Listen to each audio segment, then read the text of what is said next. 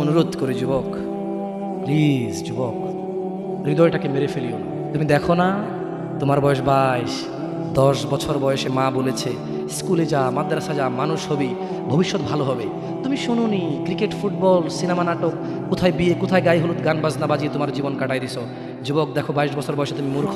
তোমার পাশের বন্ধু পাইলট স্কুলে পড়ে, হ্যাঁ 10টা টিউশনই পড়ায়, 30,000 টাকাও কামায়। হ্যাঁ, তুমি যাকে বিয়ের প্রস্তাব দিচ্ছ কেউ রাজি নাই, ওর জন্য 5টা ঘর আসে, ওর মা বলছে এখনো ছোট, আরো পড়াশোনা করুক, আর তুমি বিয়ের জন্য হন্য হয়ে খুঁজতেছো। কোনো রিক্সাওয়ালা তোমাকে মেয়ে দিতে রাজি? তুমি দেখো 10 বছর 15 বছর বয়সে যদি মায়ের ওই কথা মেনে নিতা, তাহলে তুমি আজকে উপকৃত থাকতা। আমি জামশেদ মজুমদার 27 বছর বয়সে এসে তোমাকে বলছি তুমি গান বাজনা ছেড়ে দাও। ইনশাআল্লাহ 60 বছর পরে মারা গেলে, 30 বছর পরে মারা গেলে, 70 বছর পরে মারা গেলে ওই উপকৃত হবা। আর তা না হলে এই গান বাজনার সাথে তুমি তোমাকে ধ্বংস করে দিচ্ছ। যেদিন নিঃশ্বাস বন্ধ হয়ে যাবে সেদিন হলেও বুঝবা, বুঝতে তোমাকে হবেই। জমিনের উপরে বোঝো অথবা জমিনের নিচে বোঝো, বুঝতে তুমি হবে।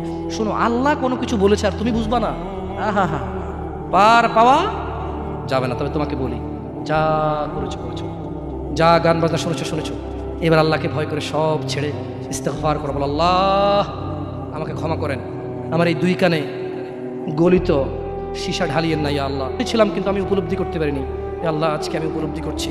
আল্লাহ আমি আর কখনো বাদ্যযন্ত্র দিয়ে নিজেকে আনন্দিত করব না। এই হারাম যা আপনাকে রাগান্বিত করে, আমি আর কোনোদিন এই হারাম দিয়ে নিজেকে আনন্দিত করব না। আমি অনুরোধ করব, চিটাগং শহরে থাকি, বেশি দিন হয় না, তবে কারো বিয়ে হলে আর 2 দিনও ঘুম হয় না, এত পরিমাণ গান বাজনা বাজায়, আল্লাহি হৃদয় ভেঙে যায়।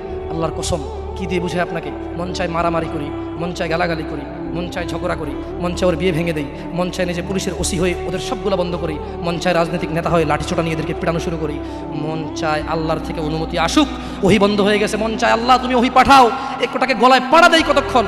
মন চায় নিজেকে যদি অনেক জ্ঞানী, অনেক কিছু হতাম, কোথাও গিয়ে যদি বলতাম গান বন্ধ করো, যদি বন্ধ করে দিত, যদি এমন কিছু হতাম, কত কিছু যে মন চায়। তোমার বিবাহ তুমি রামশ্যাম যদুমধুর মতো করে ফেলেছো। যুবক, তুমি কেন কবুল পড়ে বিয়ে পড়ো? আমার তো বুঝে আসে না। বাবা, আপনি কেন আপনার ছেলেকে কবুল পড়িয়ে বিয়ে দিচ্ছেন? আমার বুঝে আসে না। ভাই, আপনি কেন আপনার মেয়েকে কবুল পড়িয়ে বিয়ে দিচ্ছেন? আমার বুঝে আসে না। আপনার মেয়ে হলুদ কাপড় পরে, মাথার মধ্যে খোপা দেয়, 3 জনে এসে দুধ খাওয়ায়, 4 জনে কোলে নিয়ে নেয়, 6 জনে গান বাজায়, 10 জনে এসে হলুদ মাখে, শুধু বুঝি মৌলবি দিয়ে কবুল পড়ালে বুঝি মুসলিমের বিয়ে হয়? শুনুন, আপনার নবী মুহাম্মদুর রাসূলুল্লাহ সাল্লাল্লাহু আলাইহি ওয়াসাল্লাম কবুলের পদ্ধতি দিয়ে গেছেন, তাই কবুল পড়ায় মুসলমানের বিয়ে মনে করেন না। কিন্তু বাকি যেগুলো করেন এগুলো কার পদ্ধতি? কার? মিথ্যা কথা বলবেন না। হুজুর ডেকে খুতবা পড়ে কবুল পড়ে বিয়ে কার পদ্ধতি? আল্লাহ নবীর। এই গান কার পদ্ধতি? কেন করতেছেন? ওটা তো আপনার বিয়ের অংশ। বিয়ে না হলে তো বাজাতেন না। বিয়েকে কেন্দ্র করে যেমন কবুল বলছেন, বিয়েকে কেন্দ্র করে তো গানটা বাজাচ্ছেন। কয়জন নবীর উম্মত আপনি? আপনার নবীর নাম কি? আই এম আস্কিং ইউ, আপনার নবীর নাম কি? আমার নবীর নাম মুহাম্মদ রাসূলুল্লাহ সাল্লাল্লাহু আলাইহি ওয়াসাল্লাম। Who is the messenger of Allah for you? আপনার জন্য আল্লাহর নবী কে? কোন নবীর সুন্নাত পালন করলেন গান বাজিয়ে? আপনার জন্য আমার বিল্ডিংটা ভেঙে পড়বে, বলে রাখি ছাড়বো না। আল্লাহ তুমি আমার ভাইদেরকে হিদায়াত দাও ইয়া আল্লাহ, ছাড়বো না। এই যে ভূমিকম্প হলো আপনার গান বাজনা বাজানোর কারণে। মুহাম্মদ সাল্লাল্লাহু আলাইহি ওয়াসাল্লাম কি মিথ্যা কথা বলে? কারা কারা হাত তুলেন তো যে মুহাম্মদ সাল্লাল্লাহু আলাইহি ওয়াসাল্লাম জানে না, মুহাম্মদ সাল্লাল্লাহু আলাইহি ওয়াসাল্লাম জানে না, এরকম কারা কারা স্বীকার করে? আল্লাহ নবী বলেছে যখন বাদ্যযন্ত্র বেড়ে যাবে, গায়িকারা সম্মুখে এসে নাচবে, তুমি অপেক্ষা করো, পাহাড়গুলো কেঁপে উঠবে, পৃথিবীটা নড়ে উঠবে। জালজালা ইযা জুলজিলাতিল আরদু জিলজালাহা, যখন পৃথিবী প্রবল কম্পনে প্রকম্পিত হবে, ওয়া খরাজাতিল আরদু আসকালাহা, যখন এই মাটি তার ভিতরে যা আছে একদম লাথি মেরে বের করে দেবে, লাশ হোক আর যাই হোক, মাটি বলবে যে বের হও, বের হও আমার থেকে, বের হও, আমি তোর আর কাউকে রাখবো না। ওয়াকাল আল ইনসান, মানুষ বলবে মালাহা মালাহা, পৃথিবীটা কি হলো, এই মাটির কি হলো, কেন সে কবরগুলো লাশগুলো বের করে দিচ্ছে, কেন সে স্বর্ণ মতি হীরা মানিক্য বের করে দিচ্ছে, মালাহা এর কি হলো, কেন পাহাড় নড়ে উঠছে, কেন পাহাড় ভেঙে চূর্ণ বিচূর্ণ হয়ে যাচ্ছে? মানুষ বলবে মালাহা, পৃথিবীর কি হলো? বিআন্না রাব্বাকা আওহালাহা, পৃথিবী এটা করবে, বিআন্না রাব্বাক, কারণ তোমার প্রতিপালক আওহালাহা পৃথিবীকে আদেশ করেছে। আপনি গান শোনেন, আমি শুনি না, আপনি গান বাজান, আমি বাজাই না। যখন চিটাগং নড়ে উঠলো ভূমিকম্পে, আপনার বাড়ির সাথে আমার বাড়িটাও নড়ছে।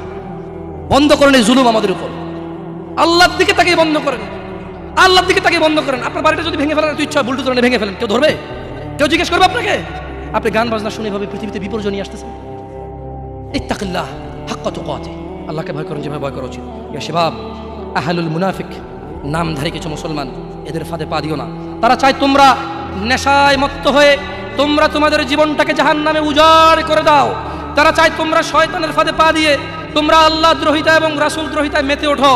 অথচ আল্লাহ চায় তোমরা সফলতার দিকে আসো, আল্লাহ চায় তোমরা আল্লাহর ক্ষমার দিকে আসো, তোমরা সফল হও, আল্লাহ চায়। আল্লাহ সুবহানাহু ওয়া তাআলা বলেন, ইয়া আইয়ুহাল্লাযীনা আমানু ইন্নামাল খামরু ওয়াল মাইসির ওয়াল আনসাব ওয়াল আজলাম রিজসুম মিন আমালিশ শাইতান ফাজতানিবুহু লাআল্লাকুম তুফলিহুন। হে তোমরা যারা ঈমান এনেছো, মদ, জুয়া, মূর্তি পূজার ব্যাধি ও ভাগ্য নির্ণয় গণকের কাছে যাওয়া শিরক, গণকের কাছে যাওয়া শিরক। ভাগ্য নির্ণয় করার শর্ত কেবল ঘৃণার বস্তু, শয়তানের কাজ, কাজেই তোমরা সেগুলো বর্জন করো। ফাজতানিবু, কাজেই তোমরা সেগুলো বর্জন করো। ইয়া শাবাব, হে মানুষ, তোমরা মদ, জুয়া, গান, বাজনা, ভাগ্য নির্ণয় করে এরকম জিনিস থেকে বেঁচে থাকো। আল্লাহ বলছেন যে রিজসুম মিন আমালিশ শায়তান, এগুলো শয়তানের কাজ, এগুলো ইবলিসের কাজ। ফাজতানিবু, আল্লাহ বলছে হে আমার বান্দারা, ফাজতানিবু, এগুলো থেকে বেঁচে থাকো। কেন? লাআল্লাকুম তুফলিহুন, যাতে তোমরা জিতে যাও, যাতে তোমরা সফল হও, যাতে তোমরা জান্নাতি হও, যাতে তোমরা ভয়াবহ আগুন থেকে বেঁচে যাও। জাহান্নামের আগুন কি?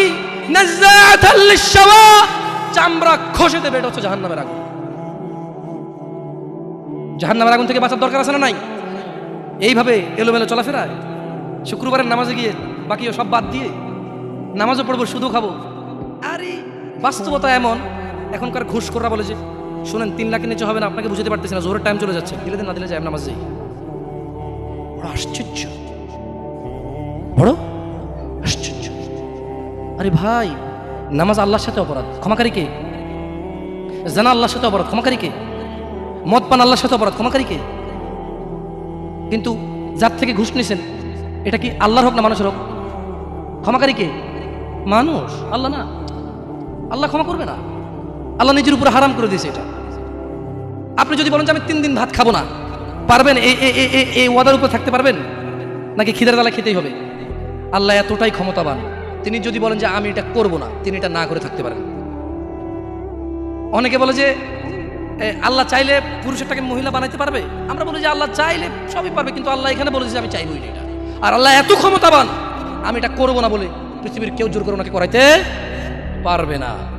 আমরা কথা বুঝতে পারছেন?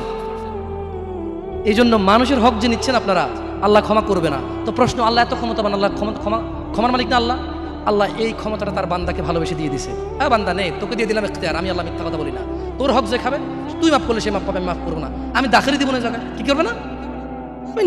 আমি না কি গলাবো না। লা ইলাহা ইল্লাল্লাহ, সুবহানাহু, তিনি পবিত্র। তো তারা চায় তোমরা মদ, জুয়া, নেশায় ব্যতিব্যস্ত হয়ে থাকো। নামধারী মুসলিমরা চায়, মুনাফিকরা চায় এটা। কাফেরদের দোষ দিয়ে লাভ নাই, 90% মুসলমান দেশ, আপনারাই তো বলেন। তা কাফের কি করে এখানে? এখানে মদের আড্ডার মালিক মুসলমান, এখানে গানের আড্ডার মালিক মুসলমান, এখানে ডিস কেবলের মালিক মুসলমান, এখানে মানুষ মারে মুসলমানের কথা, এখানে মানুষ বাঁচায় মুসলমানের কথা, এখানে দুজনে যায় উঠা নিয়ে চলে আসে কাউকে মুসলমানের কথায়, মুসলমানের বাড়ির নিচে মসজিদ, মুসলমানের দোকানের উপরে মসজিদ, মুসলমানের ঘরের পাশে মসজিদ। মুসলমান নামাজ আসে না, কাফের দোষ দিবেন কিভাবে আপনি? সবই তো মুসলমান। তো এরা কি মুসলমান না মুনাফিক? এরা মিথ্যাবাদী। কি আপনারা মনে কষ্ট নিচ্ছেন যে আমাদেরকে গালি দিয়ে গেল? ওয়াল্লাহি ওয়াল্লাহি ভুল বুঝিয়েন না। আমি এই কথাগুলো বলে বোঝাতে চাচ্ছি, আপনি যে নামাজ পড়েন না, এটা ছাড়া বিকল্প নাই। আমি বলি না যে আপনি খারাপ জাহান্নামে চলে যাবেন, না। আপনার মালিক কে? তিনি যদি আপনাকে জান্নাত দেয় ক্ষমা করে, কেউ ঠেকাইতে পারবে? কিন্তু মনে রাখবেন, তিনি মিথ্যা কথা বলেন না। তিনি বলে দিয়েছে তিনি কাদেরকে জান্নাত দেবে। উনি পৃথিবী পরিচালনা করেন একটা নিয়ম শৃঙ্খলায়। কিভাবে? একটা নিয়ম শৃঙ্খলায়। বুঝে আসছে না, আসে নাকি? যাই হোক, ইবনে আব্বাস রাদিয়াল্লাহু আনহুমার বর্ণনায় রাসূল সাল্লাল্লাহু আলাইহি সাল্লাম বলেন, আল্লাহ তাআলা মদ, জুয়া, তবলা, সারেঙ্গি হারাম করেছেন। তিনি আরও বলেন, নেশাগ্রস্ত করে এমন প্রত্যেক বস্তু হারাম। মুসনাদে আহমদ ও আবু দাউদ এসেছে। এছাড়াও বহু প্রমাণ ও নির্ভরযোগ্য হাদিস রয়েছে যাতে গান, বাদ্যযন্ত্র হারাম ও নাজায়েজ বলা হয়েছে। এই ব্যাপারে বিশেষ সতর্কবাণী রয়েছে ও কঠিন শাস্তির ঘোষণা করা হয়েছে। রাসূলুল্লাহ সাল্লাল্লাহু আলাইহি সাল্লাম বলেছেন, আমার উম্মতের মধ্যে এমন সম্প্রদায় হবে যারা জানা, ব্যভিচার, রেশমি কাপড় ব্যবহার, মদ পান, ও গান বাদ্যকে হালাল করবে। আপনি আপনি আপনি খেয়াল করে দেখেন, আল্লাহ নবী ভবিষ্যৎবাণী দিয়ে গেছে যে আমার উম্মতের মধ্যে এমন কিছু লোক বের হবে যারা দাঁড়িয়ে থাকবে, 60 বছর বয়স হবে, মসজিদের সভাপতি হবে, স্কুলের সভাপতি হবে, অথবা কোনো পতি হইলো না, কারো পতি হইলো না, এমনি মানুষ ভিক্ষা করে হলো বিয়ে করে গান বাজার ব্যবস্থা করবে। ভিক্ষা করে হলো গান বাজার কি করবে, ব্যবস্থা করবে। নাহলে তাকে বিয়ে হচ্ছে না, নাহলে কি হচ্ছে না, বিয়ে হচ্ছে না। ওয়াল্লাহি যত পোলা তার বিয়েতে গান বাজা, বাবা জীবিত, এই বাবা দায়ী। যদি ওই বাবা বিয়েতে উপস্থিত থাকে, বাবা ছেলেকে ডাইরেক্ট বলবে, শোনো তোমার যৌবন আছে, তোমার ইনকাম আছে, তোমার ক্ষমতা, তুমি গান বাজনা বাজাবা। আমি বাবাকে আল্লাহ ক্ষমতা দিছে, আল্লাহকে আমি রাজি থাকবো না, তোমার বিয়ে হবে না। মেয়েকে বলবেন তোর বিয়ে হবে না, তুই গায়ে হলুদে যাবি মানে? আমি খালি এখান থেকে সরে যাই আর বলবো যে এইটা আমি বিয়েতে থাকবো না, এই বিয়ে হারাম, গান বাজনা বাজতেছে, গায়ে হলুদ হচ্ছে, আমি বিয়েতে থাকবো না, এটা আল্লাহ আমার পাওয়ার দিচ্ছে। তুই মক্কার ইমামে যদি বিয়ে পড়াস আর আমি না রাজি না থাকি, তোর বিয়ে হারাম। বুঝাচ্ছে না, আসে নাই? পোলাই যদি মাইয়ে যদি নিজের পাওয়ার ইস্তেমাল করে, আপনিও নিজের পাওয়ার ইস্তেমাল করেন। বলেন যে কি পাওয়ার দেখাস না আমার সাথে, আমি তোর বাপ, কি পাওয়ার দেখাস তুই? তুই আমাকে জাহান্নামে নিয়ে যাবি? নো, ফেরাউন পারেনি, নমরুদ পারেনি, আবু জাহেল পারেনি, আবু লাহাব পারেনি। তুই আমার জন্মের ছেলে, তুই এমন কাজ করবি আমাকে জাহান্নামে নিয়ে যাবি? না, আমি তোর সাথে একমত না, এই কাজে আমি নাই, এই কাজে আমি। বলতে পারবেন? বলতে পারবেন? দেখুন, বলতে পারেন আর না পারেন, এখানে স্বীকৃতি দেন আর না দেন, বলা উচিত। যাই হোক, রাসূলুল্লাহ সাল্লাল্লাহু আলাইহি সাল্লাম বলেন, যে ব্যক্তি দুনিয়াতে মদ পান করবে যে ব্যক্তি দুনিয়াতে মদ পান করবে ও তওবা করবে না, সে আখিরাতে তা থেকে বঞ্চিত থাকবে। দেখুন দিনী ভাইয়েরা, জিনা ব্যভিচার এত পরিমাণ বেড়েছে। হে মুসলমান, হে মানুষ, মুনাফিকের ফাঁদে পা দিও না। তারা চায় তোমরা বেহায়াপনা, নির্লজ্জতা, নোংরামো, অশ্লীল চরিত্রকে আপন করে নাও, যা তোমাদের দুনিয়া ও আখিরাতকে সম্পূর্ণ ধ্বংস করে দিবে, যা তোমরা তোমার নিজের ও তোমার ভবিষ্যৎ প্রজন্মের দুনিয়া ও আখিরাত অন্ধকার করে দেবে। এই ব্যাপারে আল্লাহ সুবহানাহু ওয়া তাআলা সূরা আল ইসরা বলছেন, ওয়ালা তাকরাবুজ জিনা, তোমরা জানার কাছেও যেও না, ইন্নাহু কানা ফাহিশাতাও ওয়া সাআ সাবিলা, নিশ্চয়ই এই জানা ব্যভিচার, নিশ্চয়ই এই জানা ব্যভিচার, নিশ্চয়ই এই জানা ব্যভিচার অশ্লীল, অশ্লীল, অশ্লীল, অশ্লীল, নিকৃষ্ট, নিকৃষ্ট, নিকৃষ্ট আচরণ। রাসূলুল্লাহ সাল্লাল্লাহু আলাইহি সাল্লাম বলেন, জানাকারী ব্যক্তি যখন সে জানা করে ওই সময় তার ঈমান থাকে না। চোর যখন চুরি করে ওই সময় সে মুমিন থাকে না। মদখোর, নেশাগ্রস্ত লোক যখন সে নেশা করে ওই সময় তার ঈমান থাকে না। চিন্তা করে দেখেন তো, মদ খাওয়া অবস্থা মারা গেলে কি হয়ে মরলেন বলেন তো? যতই হজ করেন কি হয়ে মরলেন? হজ করতে কে বলছে? আল্লাহ। হজ করতে কে বলছে? মুহাম্মদ সাল্লাল্লাহু আলাইহি সাল্লাম। নামাজ পড়তে কে বলছে? আল্লাহ।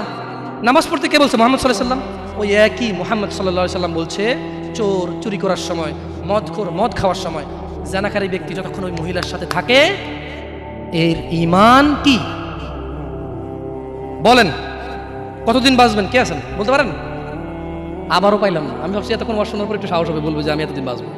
তো যে জানা করতে গেলেন তার মানে গ্যারান্টি আছে যে যা জানাটা না করে চলে আসবো, তারপরে মরবো তওবা করে, না? এরকমই তো কিছু নাকি? আল্লাহ আমাদেরকে বুঝার তৌফিক দান করুন। দেখুন দিনী ভাইয়েরা, আল্লাহ সুবহানাহু ওয়া তাআলা বলছে যে নিশ্চয়ই তোমাদের ধন সম্পদ ও তোমাদের ছেলে সন্তান তোমাদের জন্য পরীক্ষা এবং তোমাদের শত্রু। কিছু কিছু ক্ষেত্রে ছেলে সন্তান ধন সম্পদ কি শত্রু। যে এই ছেলের জন্যই তো রেপ করে আসছে, আপনি বলছেন যে না আমার ছেলে নির্দোষ, 5 লাখ টাকা উকিলকে দিয়েছেন, 10 লাখ টাকা অমুককে দিয়েছেন, 3 লাখ টাকা অমুককে দিয়ে একটা মেয়ের জীবন নষ্ট হয়ে গেল, আপনি পরোয়াই করেননি। কার জন্য এটা করেছেন বলেন তো? আপনার নিজের জানা করার কারণে নাকি ছেলে? নিজের জন্য না ছেলের জন্য? হ্যাঁ, তো বলেন এই ছেলে কি শত্রু না মিত্র? এই ছেলের এই যে আপনি একটা অন্যায়কে সাপোর্ট করে গেলেন, যদি আল্লাহ আপনাকে জিজ্ঞেস করে আপনার বাচ্চা আছে, এই অন্যায়টা আপনি কার জন্য করছেন? কার জন্য? তাহলে এই ছেলেকে শত্রু না বন্ধু? এই জন্য দিনী ভাইয়েরা, আমি এতক্ষণ থেকে আপনাদেরকে কিছু নসিহত করেছি, আপনাদেরকে বলে রাখি, আপনি, শুধু আপনি না, এই পৃথিবীতে যত মানুষ আর জিন আছে সব যদি একসাথে হয়ে ফন্দি করে যুক্তিশলা পরামর্শ করে আল্লাহ দ্রোহিতা, আল্লাহ বিরোধী কাজ করে, আল্লাহর কিছুই যায়? জোরে বলেন তো, আল্লাহর কিছুই যায়? এই পুরো পৃথিবীর মানুষ এবং জিন সবাই যদি একসাথে কোনো গুনাহ না করে, শুধুই আল্লাহর অনুগত্য করে, আল্লাহর যেই ক্ষমতা, আল্লাহর যেই মহত্ব, কিছুই বাড়বে কিছুই বাড়াইতে, কিছুই কমাইতে পারবেন না। আপনাকে একটা কথা বলি, নিজেকে বেশি অপরাধী মনে করিয়েন না। আপনি এত ভালো আল্লাহ পেয়েছেন, আপনি এত ভালো রব পেয়েছেন। বনি ইসরায়েলের একজন লোক 99 জন লোককে হত্যা করলো। তারপর সে চিন্তা করলো আমার ভালো হওয়া উচিত, ক্ষমা পাওয়া উচিত, জাহান্নামের আগুন থেকে মুক্তি পাওয়া উচিত। বাবা আমি এই জাহান্নাম সহ্য করতে পারবো না, কিভাবে আমি জাহান্নাম থেকে বাঁচবো? তখন সে একজন জ্ঞানী লোকের খোঁজ নিল এবং জিজ্ঞেস করলো যে আমার কি ক্ষমা হবে? ওই লোকে বলল যে না না, তোমার তো ক্ষমা হবে না। একবার তারেও মেরে কতজন পূর্ণ করলো? কিন্তু তার হৃদয়ে যন্ত্রণা কমেনি। ওই যে একটা যন্ত্রণা, কি কাজ করলে আমি ক্ষমা পেয়ে যাব, কি এমন কাজ করলে আমি আল্লাহর আযাব থেকে রক্ষা পাবো। সে আল্লাহকে প্রচণ্ড ভয় পাচ্ছিল। অ্যাট দ্য সেম টাইম সে সিদ্ধান্ত নিয়েছিল যে সে আর হত্যাই করবে না, সে ভালো হয়ে যাবে, অন্যায় করবে না, সে অন্যায় করবে না। কিন্তু তার ভালো হওয়ার জন্য একটা গ্যারান্টি লাগবে যে কে আছে এমন যে আমাকে বলবে কি করলে আমাকে আল্লাহ ক্ষমা করে দেবে। ওই লোকটা যখন মারা যায় আল্লাহ তাকে জান্নাত দিয়েছে। কেন? সে ভালো হওয়ার ইচ্ছা পোষণ করেছে। আপনিও ভালো হওয়ার ইচ্ছা পোষণ করেন, করবেন তো ইনশাআল্লাহ। আর ভালো কখন হতে হবে? কালকে? কালকে কখন থেকে ভালো হতে হবে? না বিয়ের পরে। ভালো কখন থেকে হতে হবে? না চাকরির পরে। ভালো কখন থেকে হতে হবে? একটু দাঁড়িয়ে পাকার পরে, নাকি এখন থেকে?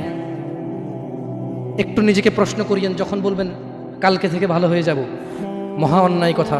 মানে আপনি নিশ্চিত গ্যারান্টি দিয়েছেন আপনি কালকে পর্যন্ত বাঁচবেন। এটা কত জঘন্যতম কথা না? আল্লাহ আমাদেরকে বোঝার তৌফিক দান করে দিন ভাইরা। একটা হাদিসে কুদসি শুনি চলে যাবেন ইনশাআল্লাহ তাআলা। বক্তা এসে গেছেন মাশাআল্লাহ আলাইহি। আল্লাহ ইয়াহফাযহু ওয়া ইয়াহফাযকুম। আল্লাহ সুবহানাহু ওয়া তাআলা ফেরেশতাদেরকে ডেকে বললেন। কাকে? কাকে ডেকে বললেন? ফেরেশতাকে। যে হে ফেরেশতারা, আমার কোনো বান্দা সে যদি গুনাহ করার ইচ্ছা করে, কি করার ইচ্ছা? তুমি লেখিও না।